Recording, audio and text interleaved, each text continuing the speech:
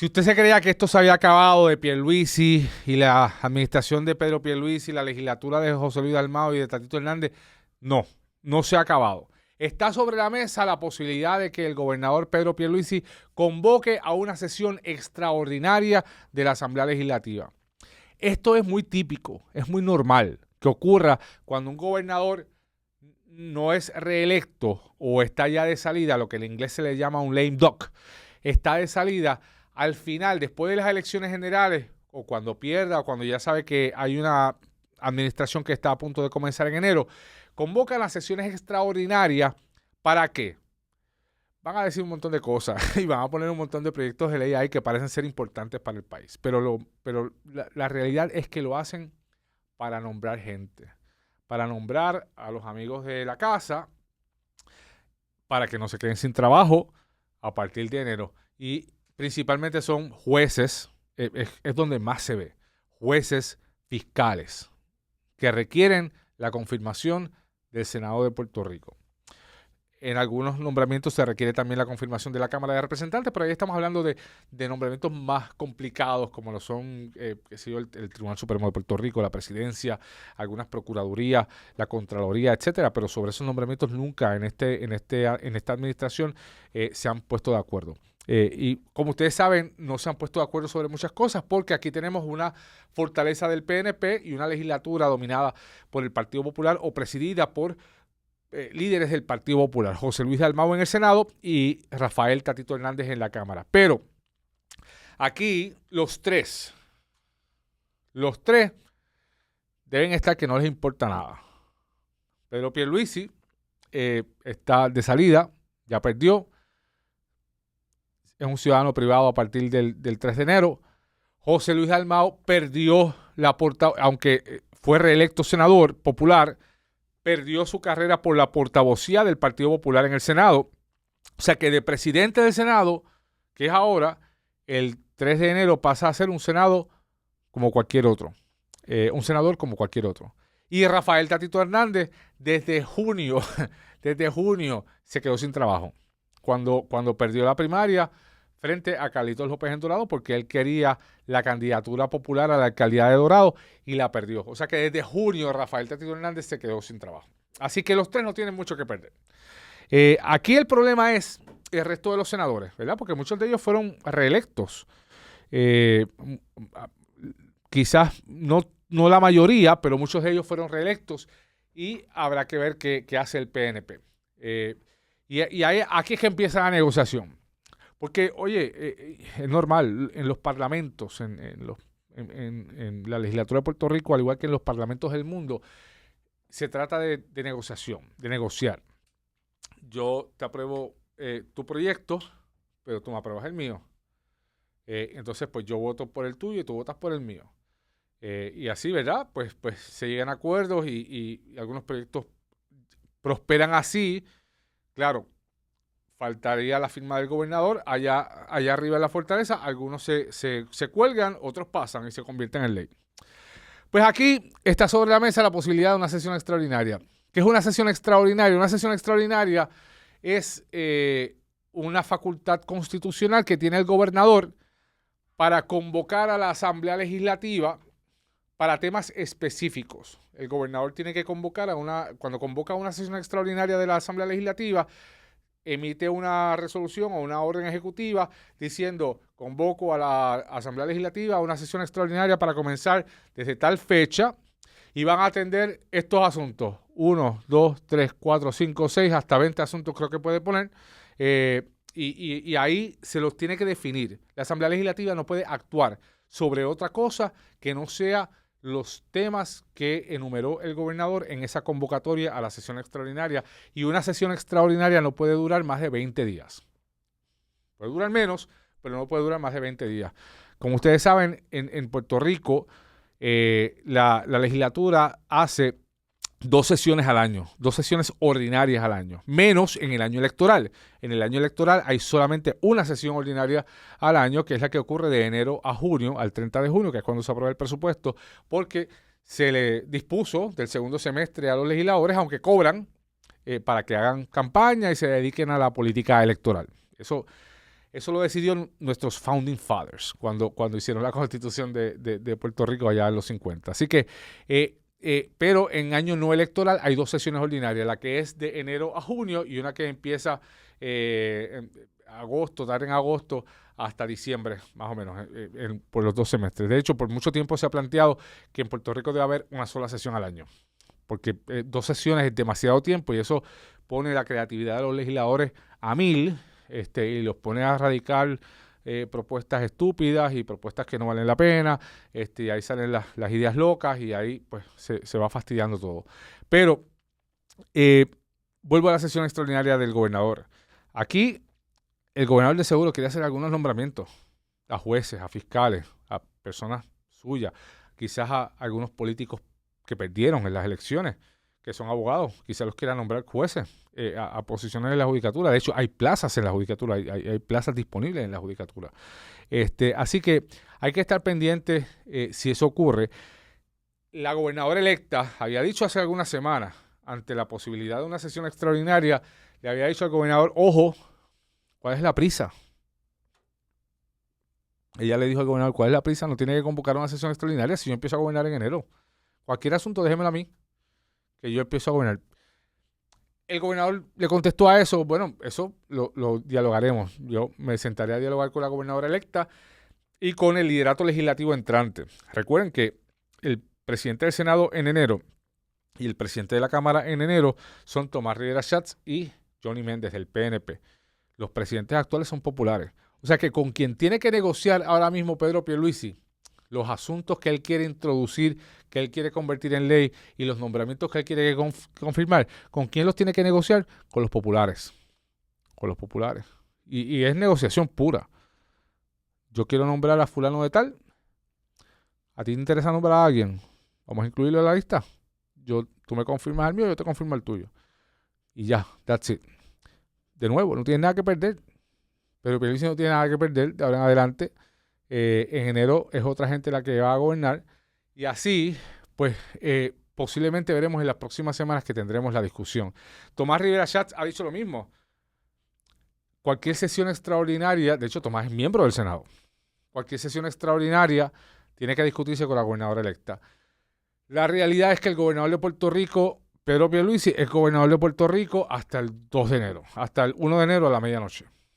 Porque el 2 de enero, en el primer minuto del 2 de enero, Jennifer González juramenta. De hecho, eso es algo que mucha gente no sabe. Usted siempre ve la toma de posesión frente al Capitolio durante el día, allí, que el juez del Supremo le toma juramento.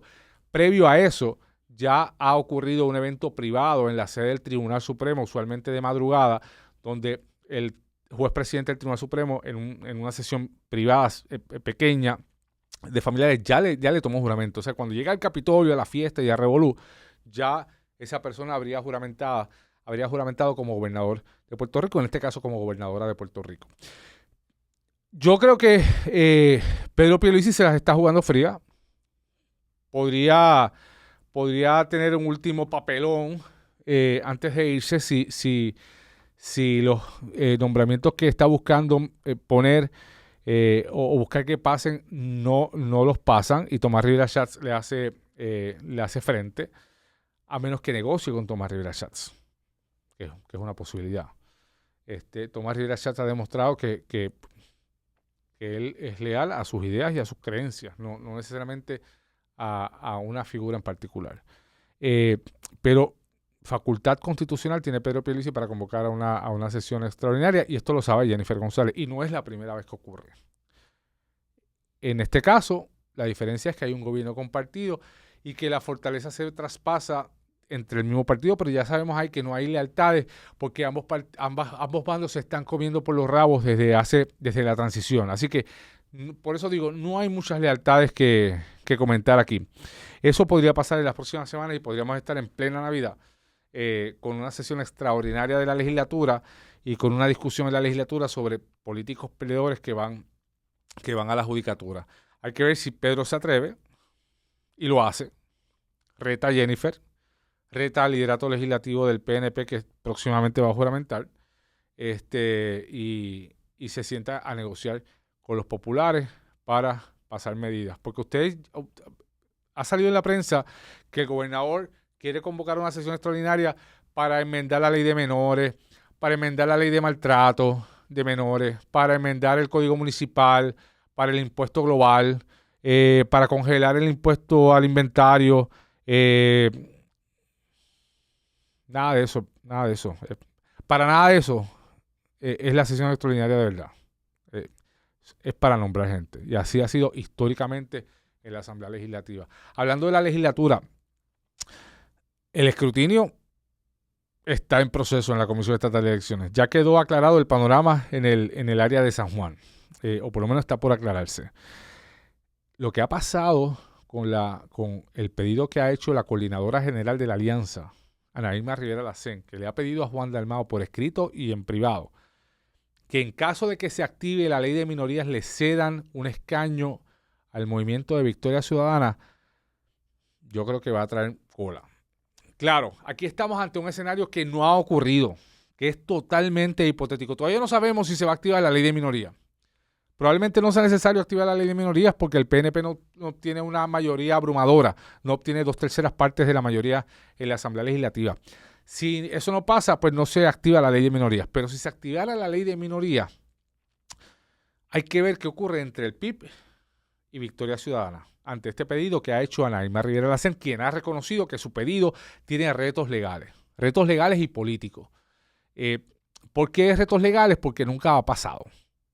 Nunca ha pasado que un legislador que entra por ley de minoría, es decir, que entra por adición ante una abrumadora mayoría de un partido político, renuncie para que el partido al que pertenece escoja un sustituto. Este es un caso que llegará al Tribunal Supremo sin lugar a dudas si ocurre. ¿Por qué? Porque ha pasado ya que un legislador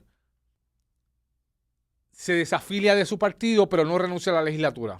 Jorge de Castrofón en su momento, Sergio Peñacloje en otro momento, y ahí el Tribunal Supremo ha determinado que la banca, la silla le corresponde, le toca a la persona, que la persona es dueña de la banca, porque se quedó en la legislatura. O sea, que no le corresponde al partido sustituir una representación de su partido en la Asamblea Legislativa.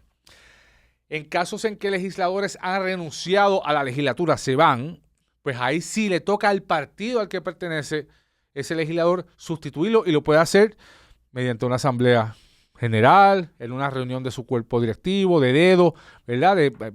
O una elección interna entre los miembros de ese partido que se convocaría a través de la Comisión Estatal de Elecciones. Pero en un caso de un legislador que entra por ley de minoría, renunciar, eso no se sabe qué pasaría, porque aquí el escenario pudiera ser, vamos a poner que sea en el caso de Adrián González, que entre por adición, él era candidato al Senado por San Juan del PIB, que entre por adición. Adrián tendría que jurar el 2 de enero como legislador. Y después de jurar, renunciar a su escaño. Y ahí el PIB, porque él entra por el PIB, porque la alianza, como saben, legalmente no existe. Ya los tribunales decidieron que la coaligación no era posible reinstalarla mediante una decisión judicial, que eso eran políticas que decide la Asamblea Legislativa. El PIB podría nombrar un sustituto. Hay que ver si el Tribunal Supremo sostiene eso y valida ese tipo de proceder. En este caso, pues tendría que venir alguien de Victoria Ciudadana a afiliarse al PIB, porque no entra como de la Alianza o no entra como de Victoria Ciudadana. Su escritorio va a decir fulano de tal o fulana de tal partido independentista puertorriqueño, porque le pertenece al PIB.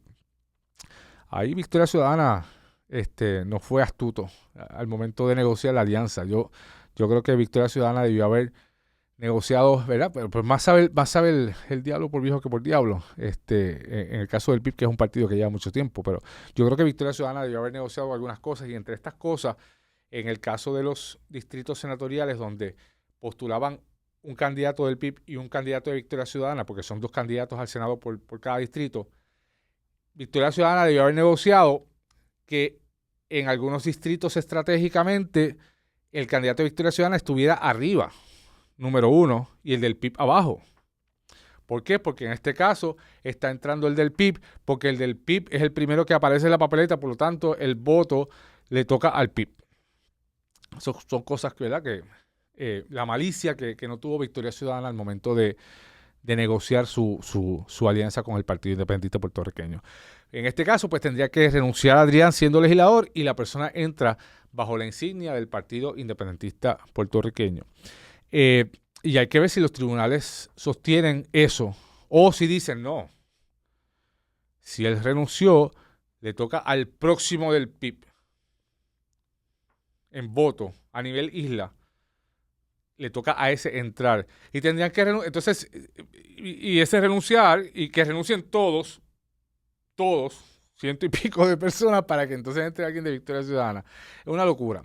Es una locura, pero eso tendría que pasar quizás si el tribunal no valida ese movimiento. De hecho, hay un caso en la década de los 80 donde había una candidata a la legislatura que se postuló, pero durante la campaña dijo que cuando ella ganara iba a renunciar para que su hija ocupara el escaño.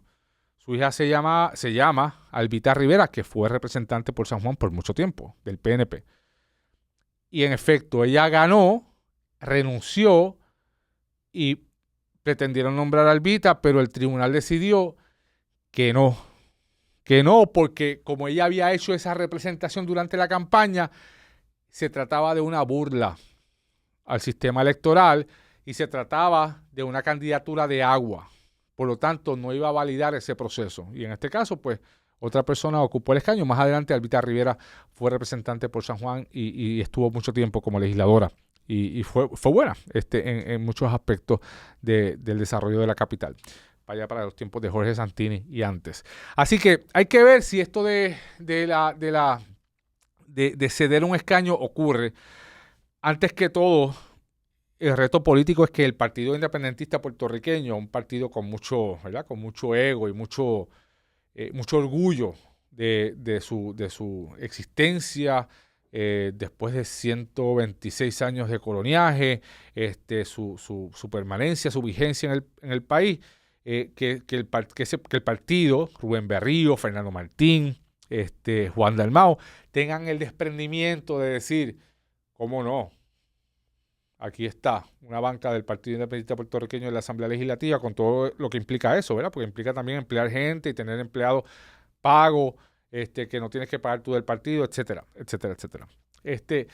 Tiene que ocurrir ese desprendimiento. Y yo no sé si ese desprendimiento, yo no lo veo pasando, yo no lo veo ocurriendo, pero hay que ver si ese desprendimiento ocurre de parte del Partido Independentista Puertorriqueño. De nuevo, estamos hablando bajo el posible escenario que se active la ley de minorías y eso no estoy seguro que va a pasar porque yo no estoy viendo en los números que están saliendo que ese copo abrumador, apabullante que había dicho el PNP que iba a tener, que está ocurriendo. De hecho, hay alcaldías donde en este momento hay un proceso de transición detenido. Y esto es importante. La transición no solamente está ocurriendo a nivel de la fortaleza entre Jennifer González y Pedro Pierluisi. Las transiciones están ocurriendo en las alcaldías también. Y los alcaldes no reelectos tienen que hacer transiciones con los alcaldes electos. Y esa transición también está regulada por ley bajo el Código Municipal. Y hay un caso bien interesante en Humacao. En Humacao, el alcalde del PNP piensa que después del escrutinio general que está corriendo, los números van a cambiar. Él perdió la noche del evento, pero él dice que cuando se cuenten todos los votos va a ganar. Frente a la popular Rosamar Trujillo, que es la hija de un alcalde que tuvo Humacao por mucho tiempo, Marcelo Trujillo. ¿Y qué ha pasado aquí? Que el alcalde no reelecto, a base de los números que se tienen al momento, no quiere hacer transición con Rosamar Trujillo. No quiere hacer transición. Pero los tribunales le han dicho que tiene que hacer transición con Rosamar Trujillo. Porque la ley es bien clara. La ley dice que el alcalde tiene que comenzar un proceso de transición aún bajo un proceso de recuento electoral. Este no es un recuento electoral, pero es un proceso ¿verdad? Donde se plantea alguna duda electoral por parte del alcalde. Así que el alcalde en este caso no tiene la razón y tiene que comenzar un proceso de transición con Rosamar Trujillo, aunque al final él se quede y pues el proceso de transición fue inoficioso y fue un mero ejercicio, ¿verdad?, de entretenimiento local, en este caso en el municipio de Humacao. Así que yo creo que en cuanto a la alianza, el PIB y Victoria Ciudadana tienen mucho que hablar. Ana Irma Rivera Lacén me dijo esta semana, cuando yo le pregunté cuál es el futuro de la alianza, Ana Irma, me dijo, nosotros somos la principal oposición política de Puerto Rico. Somos la principal oposición política de Puerto Rico en el conjunto del PIB y Victoria Ciudadana. Eso es importante. Ella está diciendo, somos la principal oposición política, los dos partidos unidos. Y dijo, Juan sacó los votos, no por Juan solamente, no por el PIB, sacó los votos que sacó por la alianza, con los votos de Victoria Ciudadana. Así que el mensaje que está enviando Victoria Ciudadana al PIB es que, ojo, no te emociones mucho con los votos que sacaste, porque la parte de los votos que sacaste fue con los que yo te busqué, de parte de Victoria Ciudadana. Y en ese sentido, y yo lo dije, yo lo dije y se lo estaba diciendo en el podcast Café en Mano, se lo dije a Juanvi. ¿Qué tú crees que va a pasar? Yo Sí, lo he dicho, yo he dicho que para mí va a poner Jacob. Es algo histórico lo que está pasando con Juan Dalmau. Sí. Yo pienso que eso es lo que va a pasar. Por la historia del país, ¿verdad? Y la probabilidad más real es que Jennifer González gane. Si Juan Dalmau queda en una segunda posición, yo creo que es un avance histórico, ¿verdad? Yo creo que es importante. Y yo creo que el reto de Victoria Ciudadana y del PIB es que eso no los desaliente, no los desanime y que sigan construyendo a partir de ahí una base política fuerte para el 2028. Y lo dije antes de las elecciones. Y lo dije, si Juan Dalmau llega segundo, el reto de la alianza va a ser tener la madurez para mantener esa coalición, fortalecerla de cara al próximo ciclo electoral. Y eso es lo que estamos viendo. Esto que yo dije es lo que estamos viendo ahora mismo. Está a prueba la madurez de la izquierda en Puerto Rico de si se van a fortalecer o se van a autodestruir de cara al próximo ciclo electoral y volveremos al mismo bipartidismo popular PNP por 50 años más. O si tienen la madurez para hacer pases de batones, para hacer relevos generacionales, para buscar caras nuevas, para buscar estrategias nuevas, para realmente esos 300,000 votos que sacó el candidato a la gobernación, aumentarlo, para quizás en las próximas elecciones o en las otras, tener una silla en la fortaleza como lo han estado buscando. Pero desesperarse, autodestruirse ahora es no tener esa madurez que se necesita en este momento histórico. Y yo lo dije, como vieron, y yo creo que es importante que eso ocurra. Eso se sabrá en las próximas semanas. Y la primera prueba de fuego es, tan pronto acabe el escrutinio general, si se activa la ley de minoría, qué va a hacer el PIB y qué va a hacer Victoria Ciudadana. Porque aún perdiendo más adelante en los tribunales el tema del escaño, si alguien renuncia, si renuncian 100 para que Victoria Ciudadana entre a una banca, aún perdiendo, debería ocurrir el desprendimiento ese político del PIB para hacer un gesto a favor de la preservación de la alianza con Victoria Ciudadana de cara al 2028.